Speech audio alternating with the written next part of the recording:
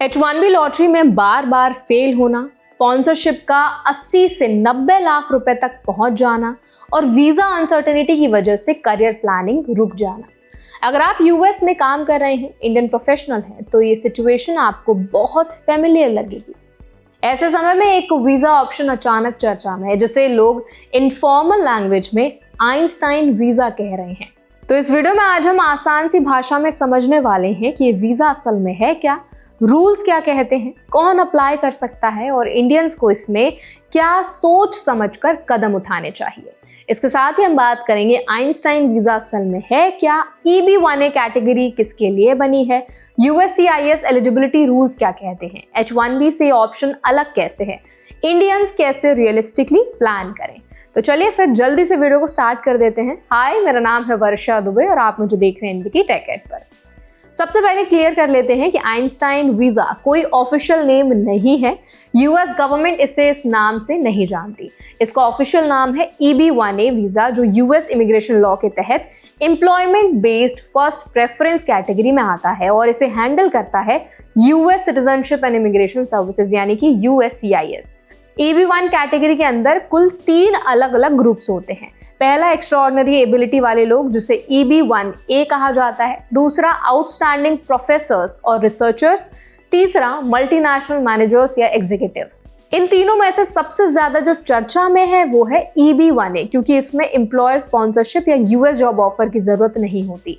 यही वजह है कि H1B क्रंच के बीच लोग इस ऑप्शन को सीरियसली देखने लगे हैं। अब सवाल आता है, EB-1A के लिए क्वालिफाई कौन करता है।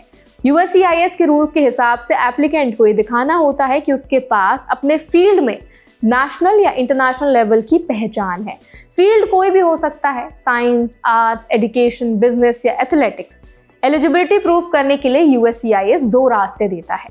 पहला रास्ता बहुत रेयर है। अगर आपके पास कोई इंटरनेशनल लेवल का वन टाइम अचीवमेंट है, जैसे कोई भी आपने प्राइज जीता हो, ऑस्कर जीता हो या फिर ओलंपिक मेडल हो आपके पास, ऐसे केसेस बहुत कम होते हैं। दूसरा रास्ता कंपैरेटिवली प्रैक्टिकल है। इसमें एप्लीकेंट को 10 क्राइटेरिया में से कम 3 क्राइटेरियाज फुलफिल करने होते हैं।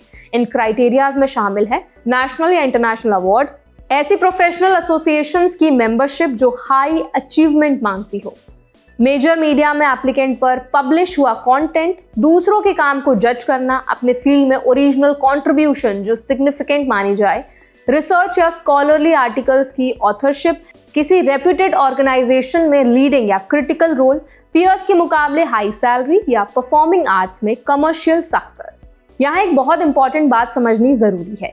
USCIS सिर्फ डॉक्यूमेंट्स काउंट नहीं करता, बल्कि ओवरऑल प्रोफाइल देखता है।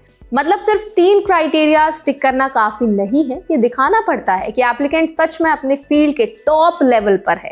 अब H1B से इसका कंपैरिजन समझते हैं। H1B पूरी तरह एम्प्लॉयर पर डिपेंड करता है, लॉटरी बेस्ड है और ईयरली कैप में फंसा रहता है।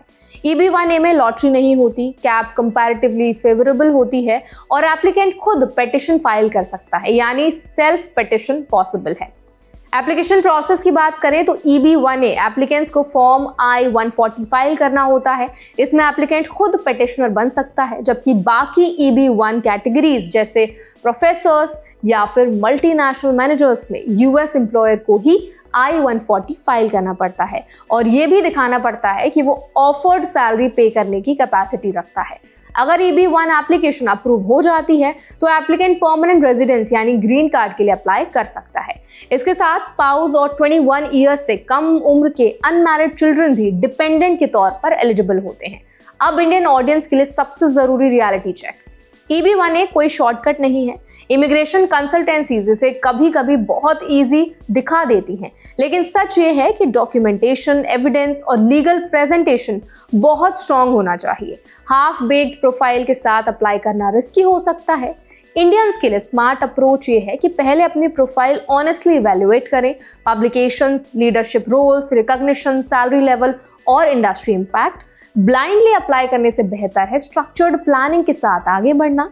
ये वीजा उन लोगों के लिए है जो सिस्टम के रूल्स को समझकर लीगली और ट्रांसपेरेंटली अपना केस बिल्ड करते हैं। H1B स्ट्रगल से परेशान लोगों के लिए ये एक ऑल्टरनेटिव हो सकता है, लेकिन तभी जब एलिजिबिलिटी जेन्युइनली मैच करती हो।